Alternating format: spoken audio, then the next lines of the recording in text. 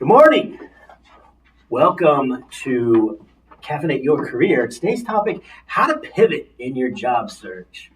I'm your host, the career coach with the most, Jason Hopper. With me today is rockin' Ronda Robinson. Rhonda is, Rhonda, yes. I'm happy that you're here today. I'm so stoked because you've been,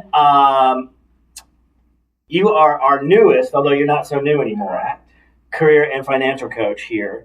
I talk about you and your story like a lot on the podcast.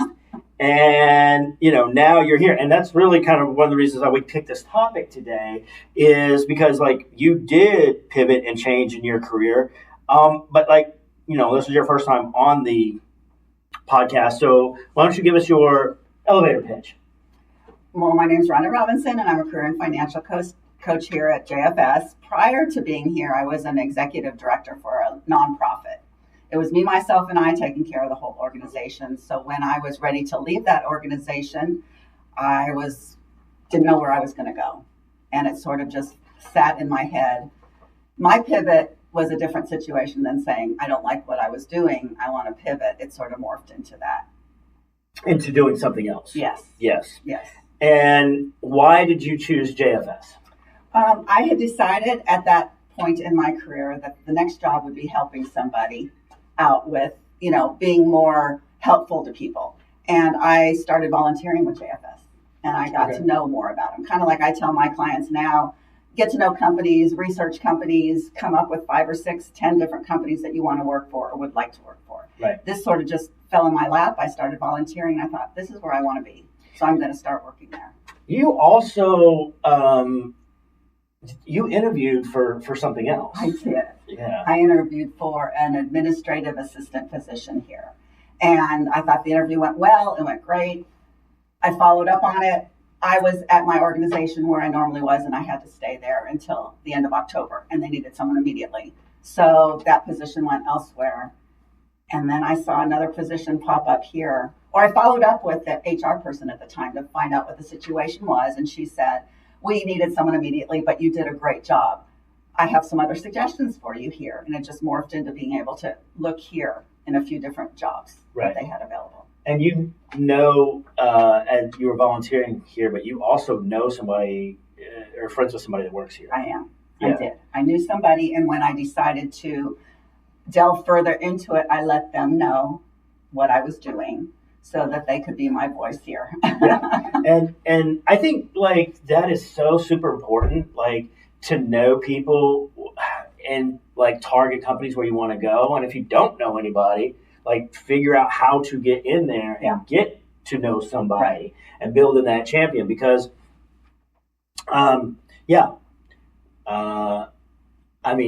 I wasn't the ultimate decision maker in the process. That was our senior director, Jill. Right. But I was, and so was Brenda. We were involved in the interview process, and in knowing that, Jay. Right. Shout out to Jay Abrams. Jay came and told me, said, "Hey, he put in a really good recommendation for you," and I'm like, "Okay." And then I thought you just killed it in the interview. I told Jill came in, she was going to interview you the next day, I think. And I said, you don't even need to come back to me. I will sign off on this. Rhonda's amazing. That's who I want in the position. Yeah. If you like her, don't come ask me my opinion. I've given you my opinion. Yeah. Hire her. And that worked out really well for everybody on the team. All right, the chat is moving along. Sandra Thomas, good morning, and hello. Sharon Harris is also watching. Guys, if you have any questions for Rhonda and or me about pivoting in your career, put them in the chat. I'll try to monitor the chat. So, Rhonda, you pivoted successfully in your career, but I think before we get into tactics and how you might want to do that, what would be some reasons that people would want to change in their career? I think that they want to change because of flexibility. They want maybe more money. A lot of people look at salaries, different types of things. They're bored where they are. They want to try something new, and they think that sometimes that the things that they've done in the past will work for them going into a pivot career, because you can always find something that you've done in the past, or usually you can find something that you've done in the past that when you're applying for something else might not be exactly what you've done, but you have the qualities behind you to be able to kind of show that. I think it's important to kind of understand what skills that you have that employers are looking for. Right. Because knowing yourself and what you can do, and this is like, I just went through this with the client yesterday. He was like, I think with change and changing careers is a huge change. Right. Yeah. There often comes a bit of the fear and some of that possible self-doubt, especially if you don't have a process in place for your job search. But you want to do something different, but you don't understand maybe what it is. Right. It's a good idea to write down a list of attributes, or I say write down. I mean, you can put it in the notes in your phone or whatever, but you have to have it somewhere tangible to refer to, so that when you start to kind of feel bad and self-doubt, you can refer back to it and you understand what it is and really the value that you can bring to the employer. That helps in interviews too. If you're interviewing for a position that you don't have a lot of background in, that wasn't the position that you had before, your attributes can help with that interview process. Even though I didn't do X, Y, Z, I've got this behind me. Yeah. Well, yes. And I think like coming up with that, but also building stories around those types of skills really helps sell you to the employer. I think it's, another pretty valid reason why somebody would want to change careers would be to avoid burnout or to get away from being burned out, right? Because job search burnout is a real thing, and when you get into those situations where physically and mentally too, it's just not healthy for you, it is for sure time to get out and get into something else. We had Amelie Stoyers, good morning to you, and Siobhan Hayes says, "Yay, Rhonda!" My clients. People are popping into the chat and getting support. So very good. You mentioned salary a minute ago, and I think like everybody wants to ideally change into something that is going to pay more. I don't know. Let me ask you, how do you feel about somebody pivoting into a career and taking less money to get the experience to get you where you want to go? That's a great reason to do it. I did it because I decided that what I would do in the future going forward, working and helping somebody in a nonprofit, was worth more to me than the salary decrease. So I did take a cut in salary, but I chose to because it was what I wanted to do. And I think in life, when you're working, you have to be happy with what you're doing. I think 100%. I think life is way too short to be in a job for, we're here 8 hours a day. Right. Sometimes you work longer days. And, if you don't like it, exactly. What are we doing in this position, right? I think, it's interesting because, I have a background in staffing. I did that before becoming a job coach, and I always felt like if I could put the right candidate into a position and they were happy, made you happy, and you in the job, right? I would be happy because I get to build my client, which impacts my bottom line. But also too, like, if they're happy in their job, they probably will be happy just in life, and that is something that really kind of makes a difference. Yeah. I think when you're going to change career, what? No, go ahead. No, I thought you were going to say something. No. What were you going to say? Nothing. No, you were going to say nothing? Yes. This is your time to say all the things. I know. I was just saying, thinking about when or how you're going to change careers, there's a few things that you might want to do, because sometimes people don't really know what that might be. Correct. Right? Like what the thing is. So I think it's a good idea to perhaps start with doing an assessment. Mm-hmm. My Next Move or Truity, 16 Personalities. Do you send assessments like that to your clients?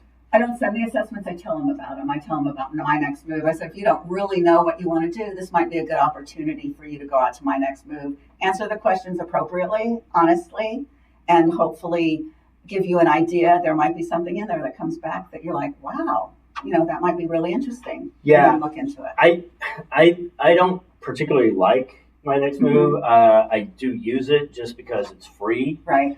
And I use it for that exact reason, because there may be something that pops up that you hadn't thought of before. Right. And that being the case, it's now we're just like, oh, okay, well, how do you feel about that? You want to do that kind of thing. Well, and then you can look more into it. If it says you can do this type of job and you thought, I never thought about something like that before. Google it, see what it's all about, and don't don't disregard it if it's something that at least interests you. Yeah. Look into it. Well, I think it's a good idea. Like, you don't have to have just one thing nailed down. You can look at I think, 2, 3 types of things that you think you may want to do, and then get into it and start, start having conversations with people that do those kinds of jobs. Sometimes those people are easier to find than others, but if not, you can always get connected to them on LinkedIn. That's what I tell my clients is look on LinkedIn, talk to somebody. People like to talk about themselves in the jobs. If they like the job, they might not know who you are, but I think they're very willing to talk to you about it. I think so most of the time. And I think it's a good tactic. Well, first off, think about companies where you want to work. Right. I think it's a good idea to be intentional with your job search, because I know what doesn't work is just running around and applying to everything and just hoping something will stick. Right? That's not going to work. But if you have specific target companies where you think that you want to go work, right? At that point, then you are able to try and get connected to the people in the department where you think that you want to go. Right. Ask more questions, learn more about it. That's right. What they do and actually do. Yeah. Right. And you can do it. I prefer trying to get into more of a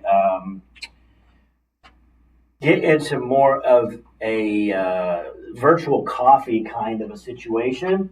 But I mean, if they're willing to talk to you, either on the phone or just by direct message anyway, that'll work, right? And ask thoughtful questions like, what do you like about the job? What do you not like about the job? I think when we do career exploration and we start to want to pivot into things, it's also important to understand what we don't want to do. Right. It's scary. It's scary when you say, I don't want to do what I've been doing, but what do I want to do? And where do you go from there? Right. The world is your world is your oyster. What do you want to do? But you have to narrow it down. Otherwise, it's so overwhelming. Yeah. I mean, I think again, we talk about having a plan. And guys, if you don't have a plan for your job search or you don't know what that might be, call us. We're more than happy to help. Both me and Rhonda are excellent at what we do as career coaches. You can call us at 972-437-9950, extension 379. Leave a message. Somebody on the team will get back to you in 24 hours and we'll get that process started. So plug for the day. There you go. Yeah. Are you financially ready? Right? Because if you're going to pivot into something else, again, maybe less money. Correct. You might be unemployed right now and trying to get into pivoting into a different type of career. How long financially are you able to hold out until you get that career that you think that you do want? Right. I think that's each individual person needs to decide that on their own. Yeah, well, I mean, of course, but I think like realistically, you need to have that timetable and that runway because right now it is super, super hard to change careers and do something different. I tell my clients that would not be my number one choice to tell somebody to pivot. Yeah. I tell them the job market is hard and pivoting right now is not the ideal choice to make, but if that's a choice they're going to make, then they have to understand that. I think I agree. There's way too much talent in the marketplace. How I set it up or talk to the client, which is, okay, you own a business. You need a accountant. And you love numbers and you've always wanted to do accounting and you hit it off well with them and they love you and they think you're awesome, but you don't have experience as an accountant. But they talk to Steve and Steve has 5 years. Who are they going to hire? Yeah. Like just realistically, when you set it up like that, think about it. It's like, well, I'm going to hire the guy that has the experience. Right. I think that people can still pivot into doing something else. I'm not trying to crush your dreams. I promise. Like you can pivot into doing something else. You can, but you need to know the number one thing that you have to do is network. You've got to talk to people. And I just had this conversation with a client yesterday. I'm like, you're not going anywhere unless you start talking to people. Like you have to give them a reason to want to take a chance on you to move into some type of a different type of role. Because, again, unless you have and can demonstrate that you can do the job, you're not getting hired. And the more people you tell, you're not ashamed. I don't have a job. I'm looking for one. The more people you tell, the more words you get out there, people know. And you never know if that person next to that person would say, God, you know what? You might fit perfectly for that job that we have in our organization. Let me reach out and see what they're looking for. You never know who's going to know somebody. That's how you got here. Yeah. Right? I mean, the HR person's like, oh, you can maybe be over there. Right. And, you've not had any experience as a career coach. No. But you did interview well and answered all the questions. That was the other part of that, right? It's one of the reasons that I wanted you on the team. Because everybody else that we interviewed, they kind of talked around a lot of the questions. Because I wanted to interview for the why. Right. Why do you want to work here? Because I know I have the ability to train you and make you into a dynamite career coach, which you are. I did a good job there. But I can't train the why. Why you want to work here, I can't train that. And so I was like, let's hire for personality over skill. I can train the skill. Right. I can't train why you want to work here. And it has to be always, when we're looking at that, it has to be more than I just need a job. Right.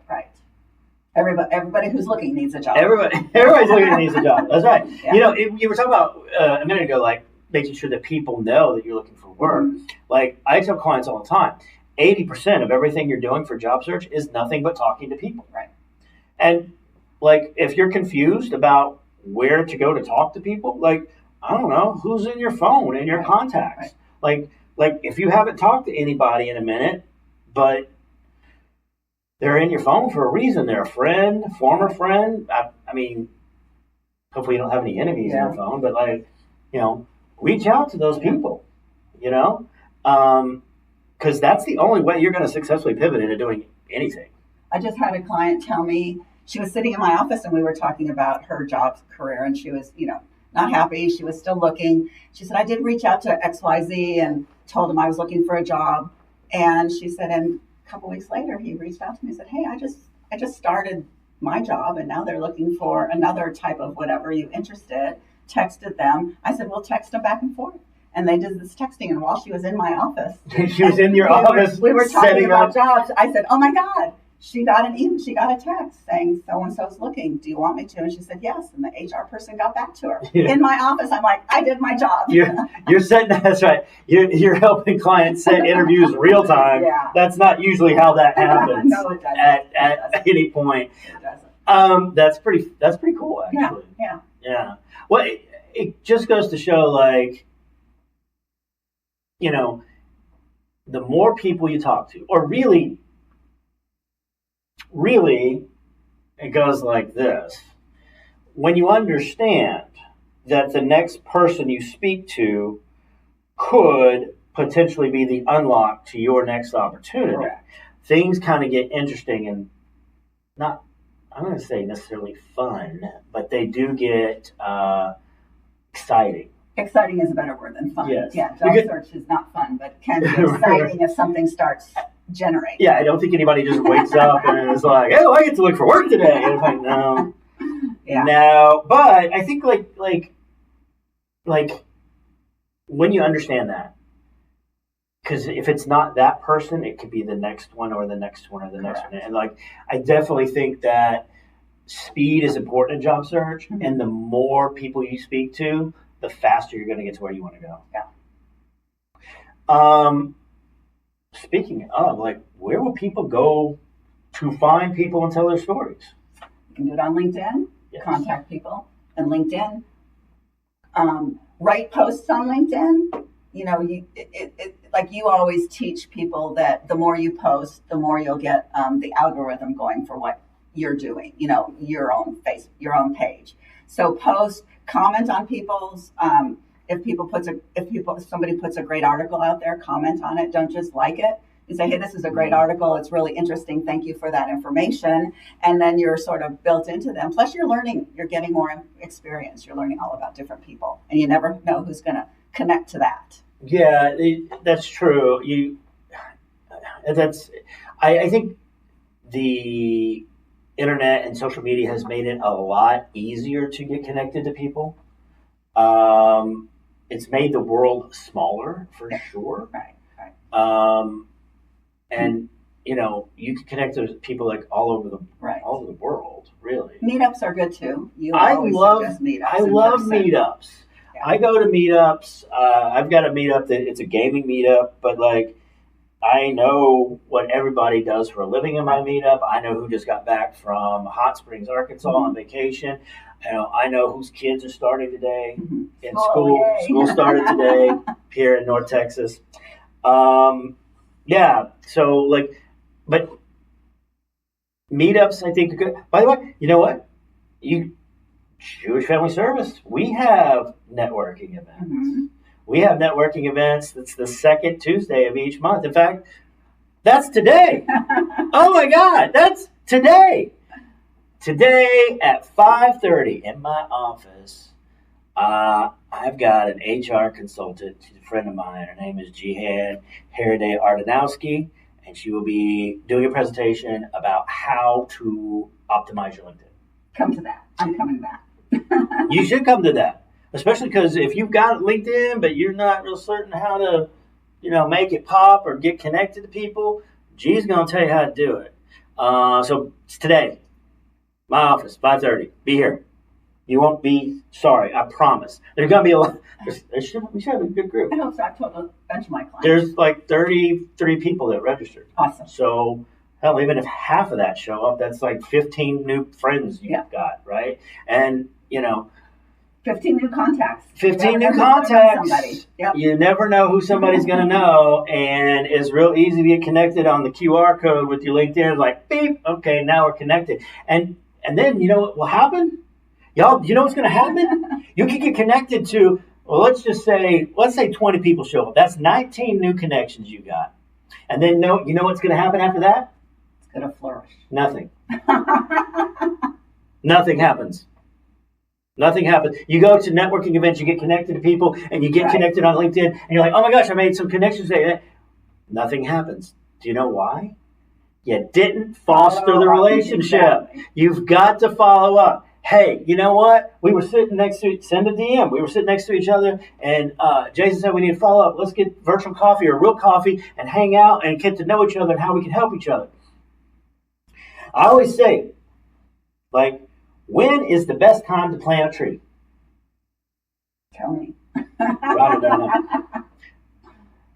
Well, best time to plant a tree is like 20 years ago. Now you got a full-grown tree. Absolutely. Right? Absolutely. So I should have done it a long time ago. Second time, the best time to plant a tree is today.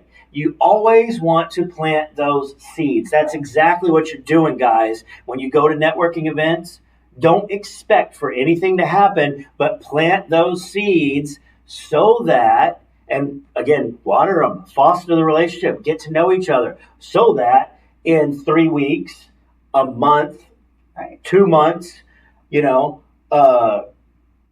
Bronwyn, who you met at our networking event, she's now talking to her sister, who is like has a startup business and is going crazy because they don't have a project manager. And Bronwyn's like, "Oh, you need to talk to Sally Gleason because I just met her at J." And now you've got the lead. That's how this works. And by the way, if you think that you're going to pivot, you're not going to pivot into doing anything unless you really double down on the networking.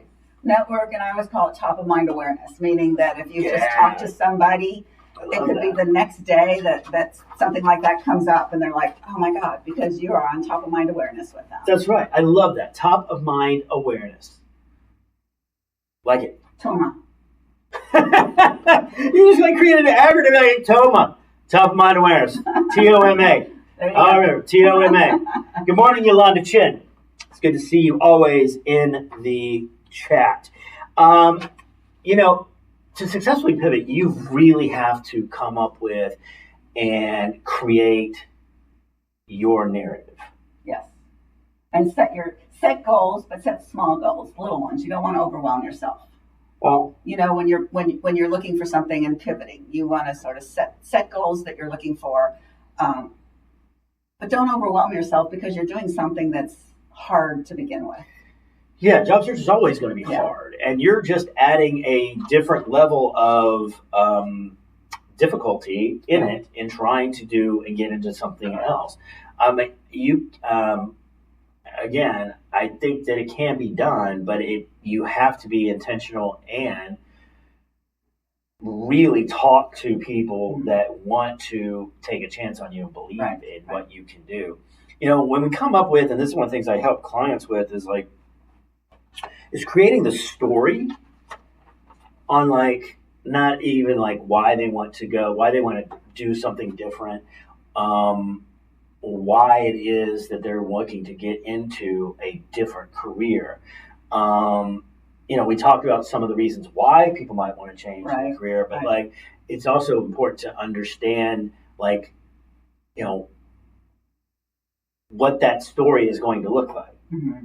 You can't be bad mouthing a former employer or present employer just because their workplace is toxic. Right. But how are we going to control that narrative? What's the story going to be behind it? And I like doing that. I do that all the time. Yeah. You got to tell people. You got to talk to people. Yeah. But like you said, don't bad mouth where you are. You're changing a career. Why? Well, tell the story. Yolanda said it's all about follow-up. Yes, it is. About follow-up. I think it's important to make sure that as you're telling the story, you're also working on building that brand, because now you're doing something different. Mm-hmm. You need to start posting content on LinkedIn about why you're the expert in that field now, what you've learned. I think it's real important to let people know that you have the experience and or you're getting the experience in the actual whatever the career you're pivoting into. Right. Like I had a client a couple of years ago, and she wasn't sure what she wanted to do, and then she decided she wanted to be a business analyst. Okay. Because her friend was a business analyst, and she's talking to her friend and thought, well, that sounds kind of fun. Maybe I'll go be a business analyst.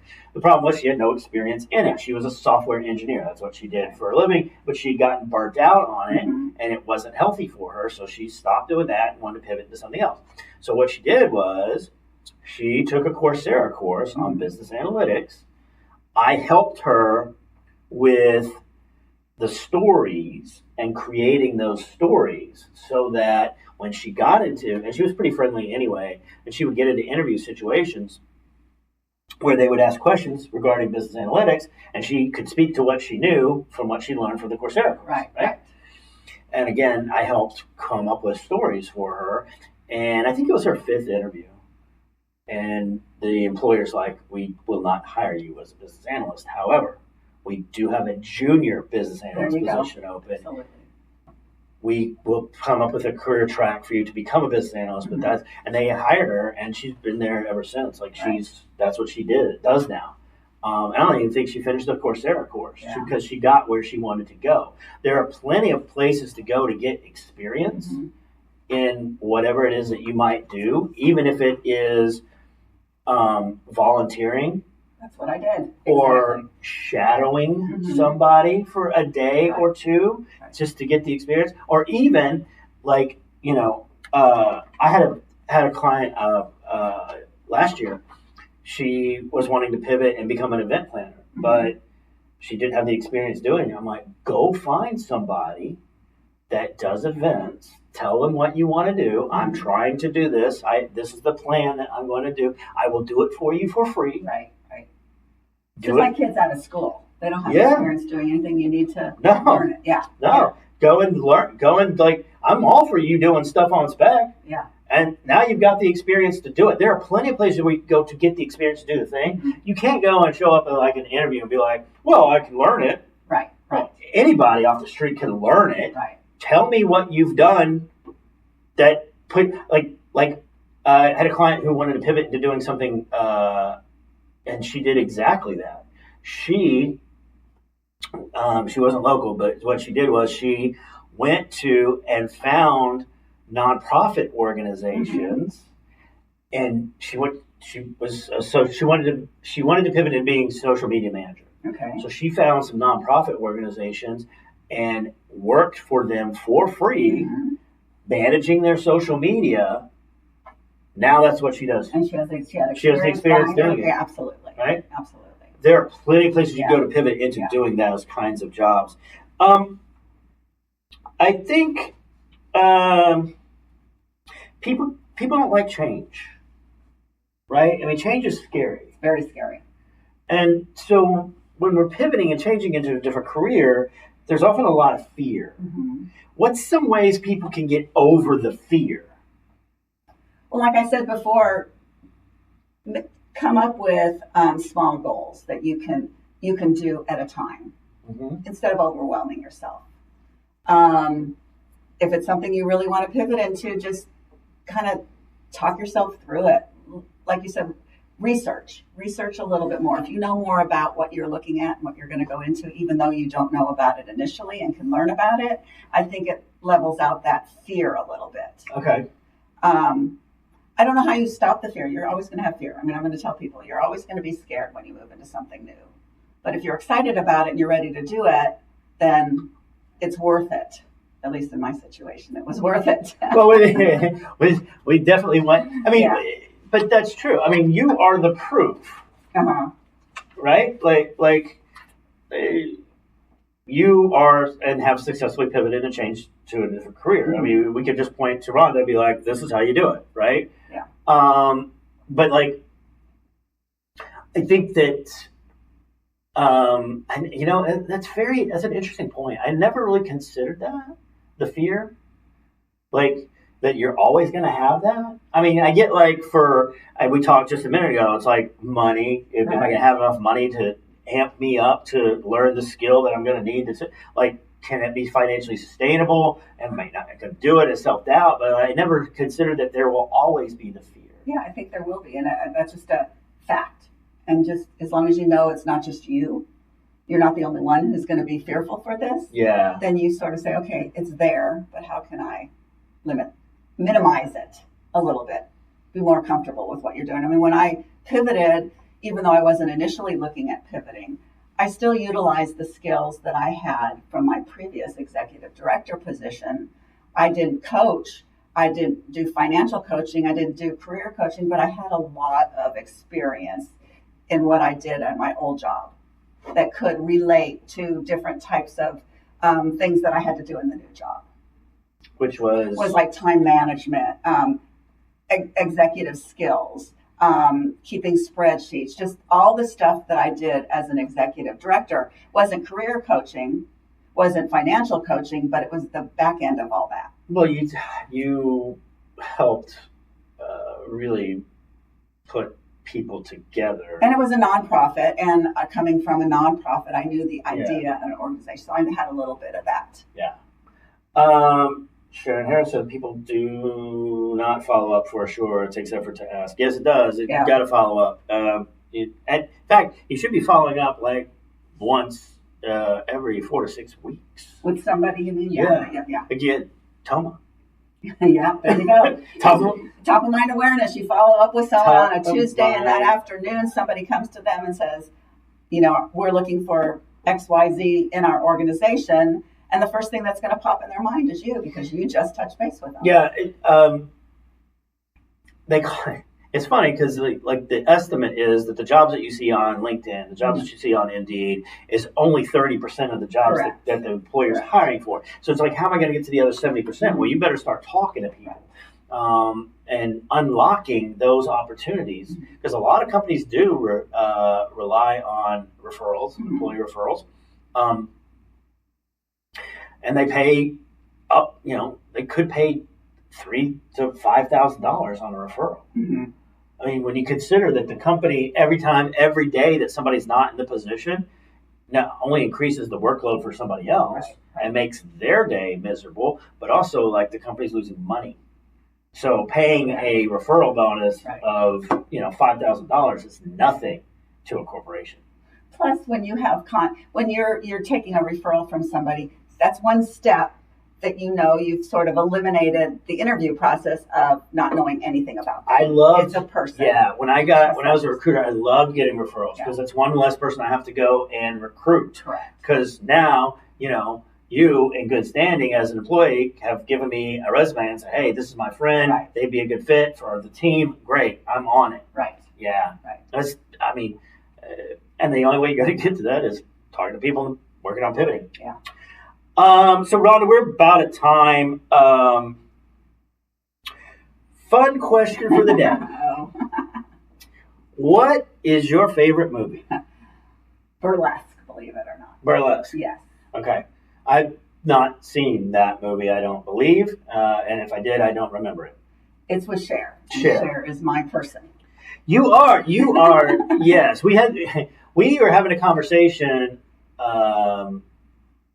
like months ago, like right after you started. Yeah, it's like right after you got started. And we were talking about clients, and sometimes that clients will blow you off and not show up for the job. And the analogy I had said was, who was a movie star or some personality that you liked, and then you picked Cher. And I was like, that was the analogy, is okay, if you have a meeting with Cher, who you just love, what's going to happen? I'm going to show up. You're going to show up to the meeting. And I was like, all right, so great. Your clients need to understand that you're Cher. Yeah. And they need to show up. They have to show up. Yeah.